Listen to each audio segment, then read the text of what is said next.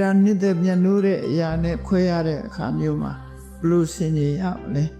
ဒုက္ခကြီးရဲ့သဘာဝဟာတွေ့ကြုံဆုံကွဲပြီမတတ်နိုင်ပါလေဆိုတဲ့အတွေးလေးနဲ့ရှော့ချဒီရှော့မကြည့်နဲ့ဒေါသတွေဖြစ်လာပြီဆိုလို့ရှိရင်လေဒီဒေါသတရားဆိုတာငါ့ကိုပဲနှိမ့်ဆက်မဲ့တရားဖြစ်တယ်ဒေါသဖြစ်နေတော့ရော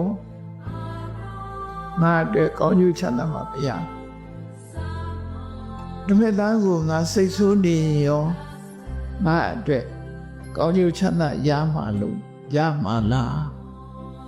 ဓမ္မသားရဲ့စိတ်ဆိုးမှုဓမ္မသားရဲ့စော်ကားမှုလက်ခံပြီးခေါင်းထဲမှာစဉ်းစားနေလို့ရှိရင်ငါမှာပဲဆုံးရှုံးမှာပဲလို့ဒီလိုစဉ်းစားလိုက်ပြီးတဲ့အခါကျကိုကပ်ပါရမဘုရားသူပြောတာသူနဲ့သာသက်ဆိုင်တယ်ငါနဲ့မဆိုင်ဘူး